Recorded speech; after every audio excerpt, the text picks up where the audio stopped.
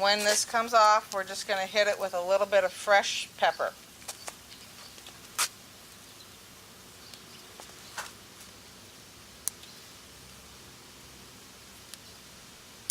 Okay, and at this point what we're going to do is put the lid on,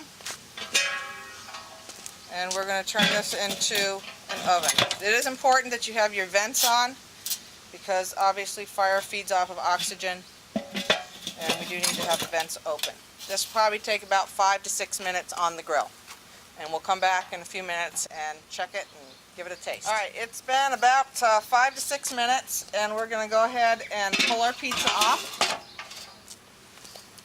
You do want to allow this to set for probably a few minutes before you go and cut it, because it does need time for the juices to get into the dough and for it to settle down.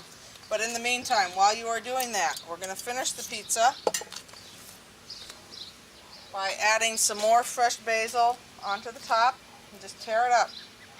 There's no rhyme or reason to this, and you can do this with any ingredients that you might have around the house. I've done it with some grilled lamb sausage and olives and feta cheese.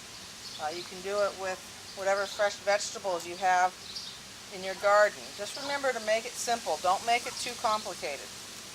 Start putting too much stuff on this and it's going to be hard to deal with. I'm going to finish it with some fresh cracked pepper. And because the cheese itself, fresh mozzarella, doesn't have a whole lot of flavor, there's not a lot of salt or anything in it, you can take some some kosher salt and just sort of sprinkle that on top too. And there you have your rustic pizza margherita done off the grill. So now that that's set for a minute or so, we're going to take our pizza wheel, or you can take a knife, and we're just going to go ahead and cut this up. You can hear that nice crunch. And this just makes a fun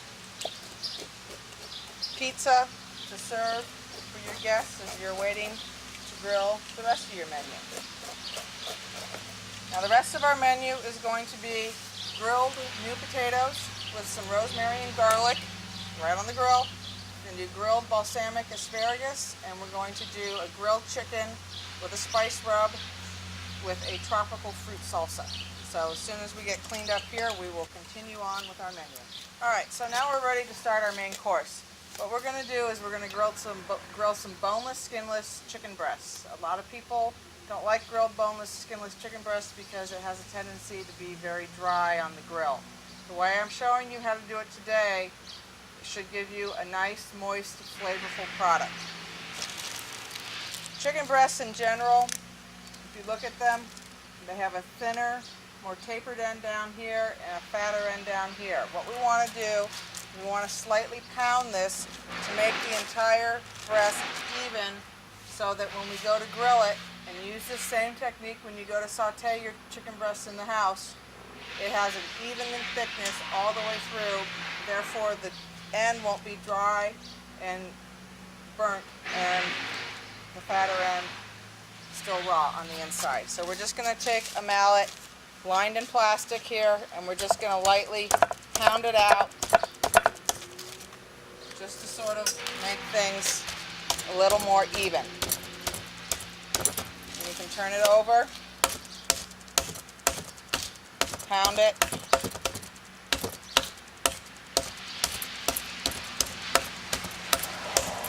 and that's all you have to do. One of the real important things that we're doing here today, along with anything else that you may do in your kitchen, is that we're going to have all our ingredients ready to go.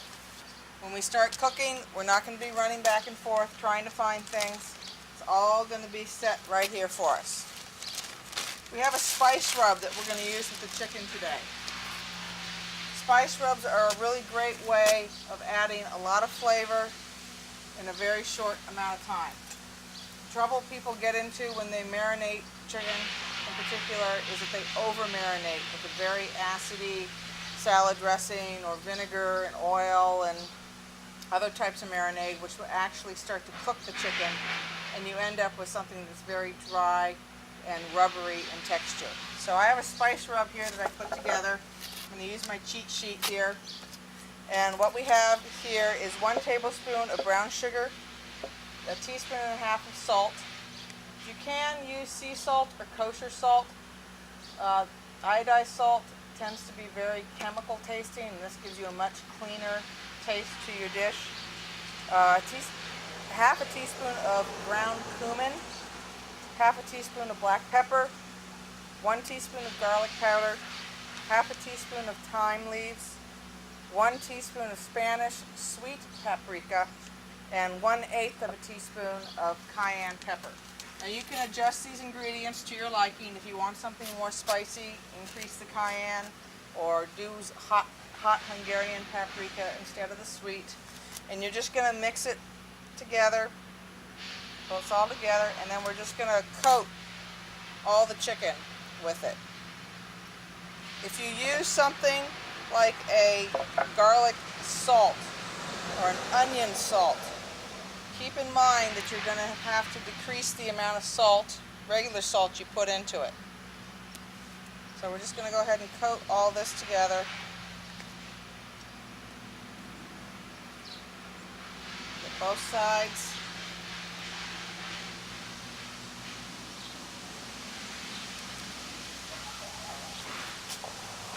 Okay, so once you have your chicken all coated, you can set this aside. I do this probably 10-15 minutes before you're ready to grill. While we have that aside, we're going to get our potatoes and our asparagus ready. What I have here are some new potatoes that have been parboiled. Okay, so you want these cooked most of the way, and you can do this a day ahead of time, and then you just slice, when they're cold, slice them in half. We have some fresh rosemary we're going to put on there, and lots of fresh chopped garlic. And then we're going to put in some olive oil, probably about a tablespoon or so.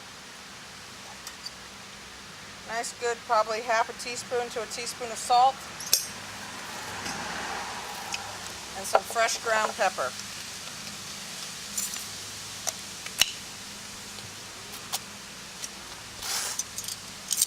And then we're just going to toss these up.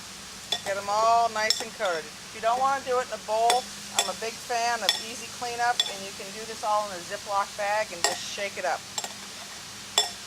Same thing with the chicken breast. And we're going to set that to the side. Now we're going to get our asparagus ready. Now you do not need to worry about having tin foil or a special grilling apparatus on your grill to grill asparagus. It's very, very easy to do. But what you want to do with your asparagus is that you want to take off the woody part of the asparagus. It's very tough. There's 2 ways you can do this. If you're just getting started and you haven't done it before, you just find where it breaks very easily. And this you want to get rid of, and this you want to keep. The other way I do it is that I pretty much know where it is, and I just sort of lop it off. And then I don't have to worry about it. And then we're just going to take our asparagus spears in the bowl. Again, we're going to take a little bit of olive oil, probably about a tablespoon or so, or even less if you like. Some balsamic vinegar, about a tablespoon or so, and hit it again with our salt and pepper. Now the rest of this all has to do with the timing. And while we're cooking this on the grill, I'm going to show you how to make the tropical fruit salsa that goes with this. And we just want to give this a nice gentle toss and get it nicely coated with the balsamic and olive oil. Now if you need to, you can add more coals to your fire. You just need to make sure that they burn down into that white stage again before you start your grilling, which I have already done, and we just have another minute or so to wait on that. So while we're waiting for that, I'm going to talk about the fruit salsa. This fruit salsa, really any seasonal fresh fruit that is available to you is great. We're going to use today some mango. I have some fresh strawberries and fresh pineapple. This is a dish that you have to make pretty much right before you need it. Because of the high acid in the pineapple, you start mixing it with all the fruit and it will tend to break down and not be so bright and fresh and flavorful at the time you need it. For those of you who have not dealt with a mango before, you want to look for a mango that has a little bit of softness to it.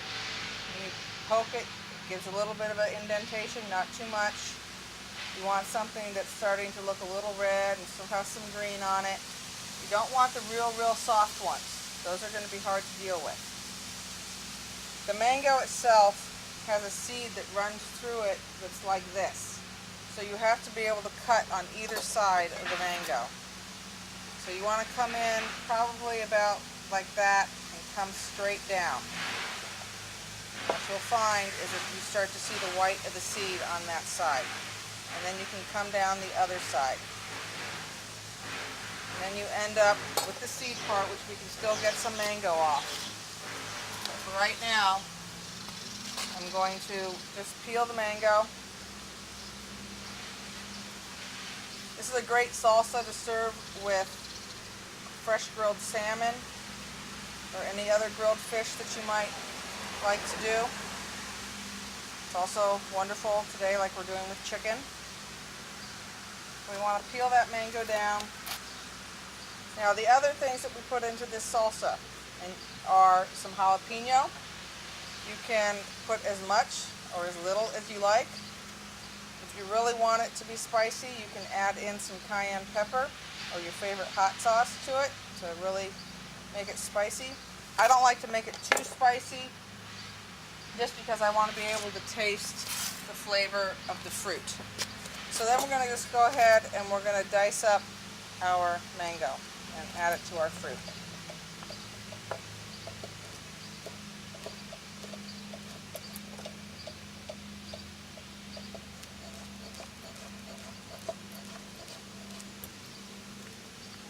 Add that in there.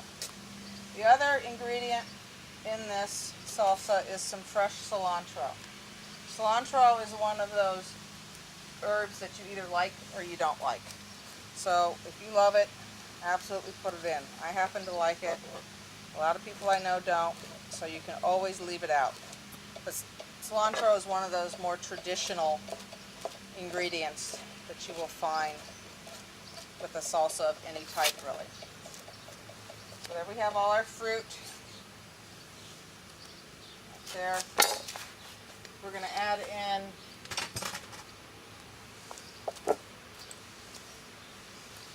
some diced jalapeno. And the best way to dice or seed a jalapeno, in my opinion, is to come down on either side with a small knife. And that way you can come right around the sides of the pepper. The seeds are what, and the veins of the pepper is what carries the heat. So if you can peel all that off, and you can get rid of the seeds, and then all you have to do is come back, strip it down, and chop it up. And we'll add that in. We can add all this together. We're not going to mix it up though until right before we want to serve it. You do need to be careful though of the hot seeds or the hot pepper oils that get on your fingers. Make sure you don't rub your eyes or anything like that, because that can be very painful. So now we have some fresh cilantro I'm going to put in. Probably a couple tablespoons or so. And we're just going to kind of ball this up, give it a coarse chop.